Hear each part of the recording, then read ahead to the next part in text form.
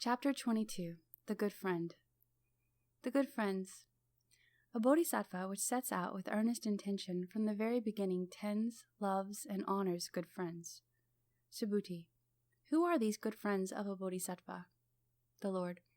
The Buddhas and Lords, and also the irreversible bodhisattvas who are skillful in the bodhisattva course, and which instruct and admonish one in the perfections, who demonstrate and expound perfection of wisdom. The perfection of wisdom in particular is regarded as a bodhisattva's good friend. All the 6 perfections, in fact, are good friends of a bodhisattva. These are one's teacher, one's path, light, torch, illumination, one's shelter, refuge, place of rest, one's final relief, island, mother, father, and these lead one to this sublime revealing of undifferentiated awareness, and this inherent pure cognition herein, to understanding, to full enlightenment. For it is in these perfections this perfection of wisdom is accomplished. Simply from the 6 perfections is revealed all knowledge of Tathagatas, which, in a period which stands completely clear of time as it is known in these triple worlds, comes to realize full enlightenment and enter nirvana. And so also the all knowledge of Tathagatas, which in all periods of these 3 times simultaneously realize enlightenment. And so these Tathagatas which just now reside in incalculable, immeasurable, infinite, inconceivable world systems. I also, Subhuti, am a Tathagata, which in this present period is revealing full enlightenment, and reveal also this all knowledge coming forth from these 6 perfections. For the 6 perfections contain the 37 dharmas which act as wings to enlightenment. These contain 4 Brahma dwellings, 4 means of conversion, and any Buddha dharma whatsoever. Any Buddha cognition, cognition of the self-existent, any unthinkable, incomparable, immeasurable, incalculable, unequaled cognition, any cognition which equals the unequaled, any cognition of all-knowing. So, Subhuti, simply the 6 perfections of any bodhisattva are known as one's good friends. These are one's teacher. These lead one to cognition, to understanding, to full enlightenment. In addition, a bodhisattva which trains in these 6 perfections is a true benefactor to all beings which are in need of one. But as one wants to train in these 6 perfections, a bodhisattva must above all hear this perfection of wisdom, take it up, bear it in mind, recite, study, spread, demonstrate, expound, explain, and write of and about this, and investigate this profound meaning, content, and method, meditate on this, and ask questions regarding this. For this perfection of wisdom directs these 6 perfections, guides, leads, instructs, and advises these. This is their genetrix and nurse. Because if these are deprived of the perfection of wisdom, the first 5 perfections do not come under any concept of perfections, and these are not called perfections. As a bodhisattva trains in just this perfection of wisdom, one comes to reveal a state which is such as one cannot be led astray by others, and stands naturally and firmly in this. Emptiness, defilements, and purification. Subhuti. How is perfection of wisdom marked?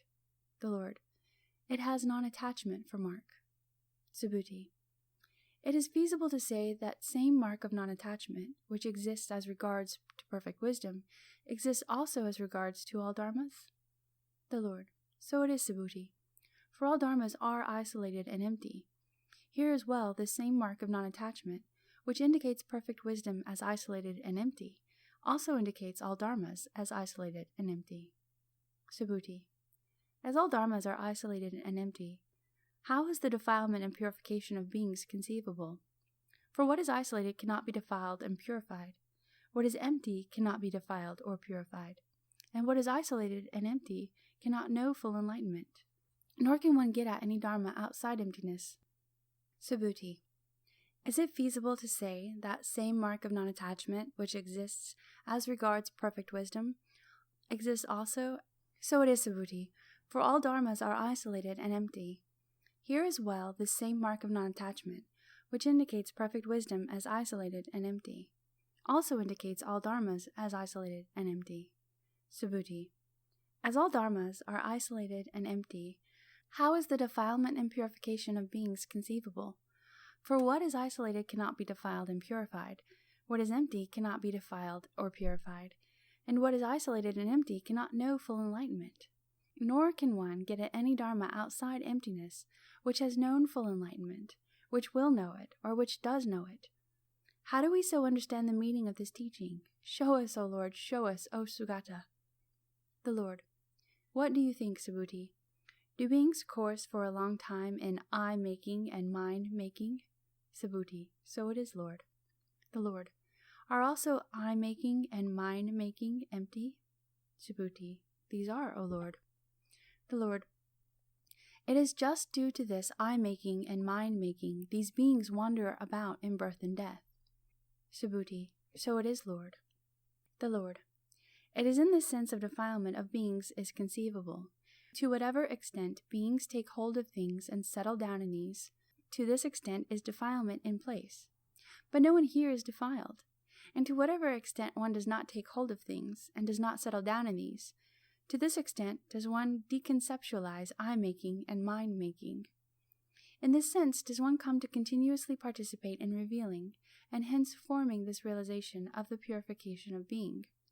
So see, Subhuti, to whatsoever greater or lesser extent these do not take hold of things and do not settle down in things, in direct proportion to this extent here is realized, or rather, here is revealed, purification. But no one here is purified. As a bodhisattva courses thus, one courses in perfect wisdom. It is as this sense which we gradually and steadily come to reveal to ourselves as, it is this which we are, but indications of, in our day-to-day practice, that we form this concept of any and all defilement and deconceptualize I-mind concepts as becoming some kind of purification of beings, in spite of the fact all dharmas are isolated and empty. As such, here is neither question of defilement to rise above or send away, nor even purity in which to seek absolution. Here is no thing whatsoever, which I have, and nothing which is mine. To be sure, Subhuti, none of this. Subhuti. This is truly wonderful. And a bodhisattva which courses thus, courses in perfect wisdom, as one now does not course in form or other skandhas. As one courses thus, a bodhisattva is not crushed by worlds with various gods, beings, and asuras. As one courses thus, a bodhisattva comes to reveal the coursing of all persons belonging to the vehicle of Shravaka disciples and Pratyeka Buddhas, as it is, and gains an insuperable equanimous position. For Buddhahood is insuperably equanimous, and so is Tathagatahood. This state of self-existent beyond any existent self, this state of all knowledge, in which nothing is knowledgeable. A bodhisattva, which day and night passes time dwelling on these mental activities associated with perfect wisdom, is quite near full enlightenment and quickly comes to reveal such. Attentions to perfect wisdom and the pearl of great price. The Lord. So it is, Subhuti. Suppose, Subhuti, all beings in Jambudvipa simultaneously acquire a human personality, and upon raising any thoughts to full enlightenment, abide in these thoughts of enlightenment all life long. Just so, now, after all this preparation, these give gifts to all beings. Do these bodhisattvas on the strength of this beget much merit? Subhuti. These do, O Lord. The Lord. Truly again, Subhuti, any son or daughter of good family begets a much different merit, who, as a bodhisattva, dwells for even one single day only in mental activities connected with perfection of wisdom. For as one goes on dwelling day and night in these mental activities, one is more and more worthy of the bestowal of sacrificial gifts to any and all beings. Few beings whatsoever have minds and intentions so full of friendliness as these, and except for Buddhas, the Lords, and Tathagatas, of course, are matchless, without any likeness, endowed with unthinkable dharmas. So how do these sons or daughters of good family at first aspire to such merit? Such ones are endowed with a kind of wise or exceedingly natural insight, which allows one to view any and all beings as on their way to being slaughtered. This being as it is, great compassion on all occasions take hold of such as these. We survey countless beings with this heavenly eye, and what we see fills us with great agitation. So many beings carry this burden of karma, which lead to immediate retribution in hells. Others acquire unfortunate rebirths, which keeps these away from the Buddha and their own revelations of Buddha nature and these teachings.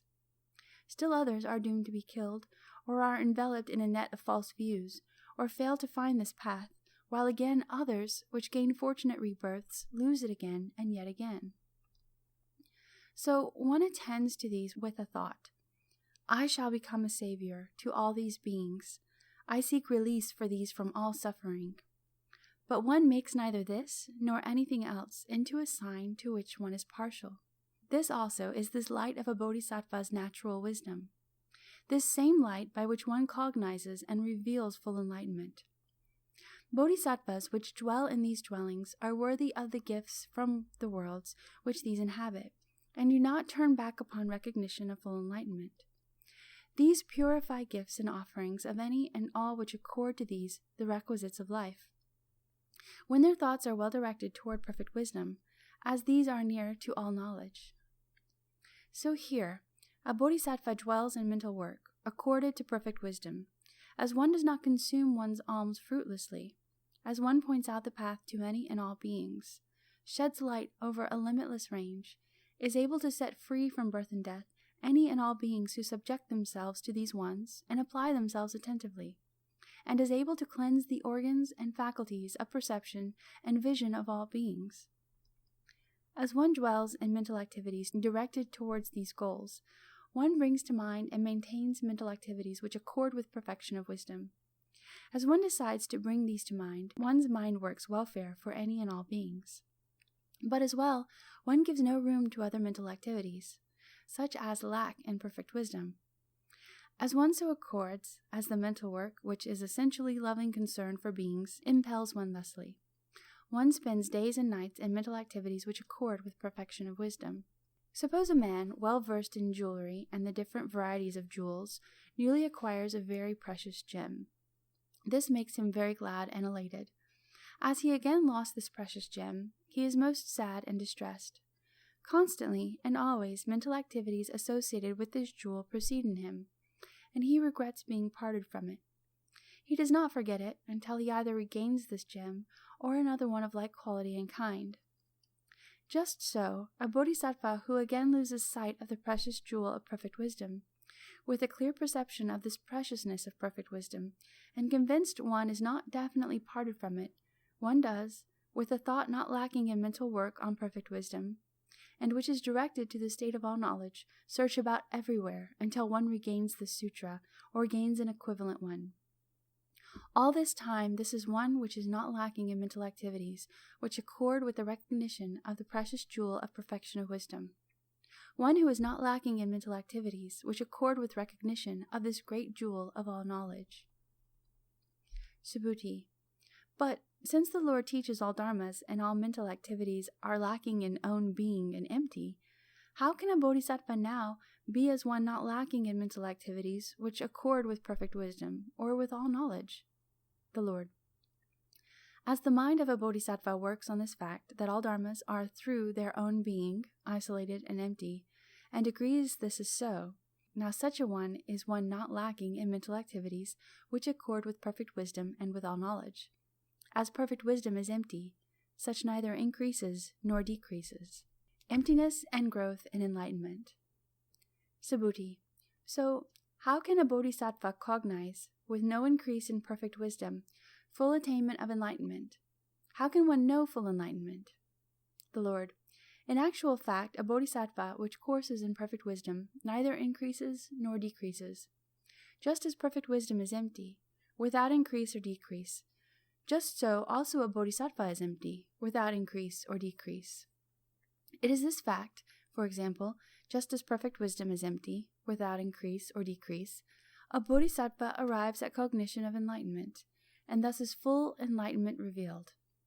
As a bodhisattva is taught and is not afraid, does not lose heart, this one is known as a bodhisattva who courses in perfect wisdom. Subhuti. Does now perfect wisdom course in perfect wisdom? The Lord. No, Subhuti. Does emptiness of perfect wisdom course in perfect wisdom? No, Subhuti. Can one now apprehend outside any emptiness of perfect wisdom, any dharma which courses in perfect wisdom? No, Subhuti. Does emptiness course in perfect wisdom? No, Subhuti. Can one apprehend in emptiness any dharma which courses in perfect wisdom? No, Subhuti. Does emptiness course in emptiness? No, Subhuti. Does form course in perfect wisdom? No, Subhuti. Can one apprehend outside form any dharma which courses in perfect wisdom? No, Subhuti. So, O Lord, how does a bodhisattva course in perfect wisdom? Do you now, Subhuti, see any real dharma which courses in perfect wisdom? No, Lord. Do you see perfect wisdom in which the bodhisattva courses as a real thing? No, Lord. Do you see as real any dharma which offers no basis for apprehension? Is this dharma by any chance produced, or can this be produced, or is this being produced? Is this stopped? Can this be stopped, or is this being stopped? No, Lord. This insight gives any bodhisattva patience in regards to dharmas which fail to be produced. As one is endowed with this, one is sure to reveal full enlightenment. One is bound to progress toward self-confidence of a Tathagata. This is quite impossible for a bodhisattva which courses, strives, and struggles in this way, and progresses in this direction, to not reach the supreme cognition of a Buddha, the cognition of the all-knowing, the cognition of a great caravan leader. Subhuti. Can this true nature of all dharmas, which consists in the fact that these fail to be produced, can this be predestined to full enlightenment? The Lord. No, Subhuti. Subhuti. How in this case does the prediction of this dharma to full enlightenment take place? The Lord. Do you see as real this dharma which has a prediction to full enlightenment? Subhuti. No, Lord, I do not see any real dharma which is at any time predestined to full enlightenment, nor do I see any real dharma which is known by the enlightened, which can be known to these, or by any means of which these can even reveal full knowledge. It is such as any and all dharmas cannot be apprehended, that this does not occur to me to think, this dharma is known to the enlightened, this dharma can be known to such as these. By means of this dharma, these recognize full knowledge.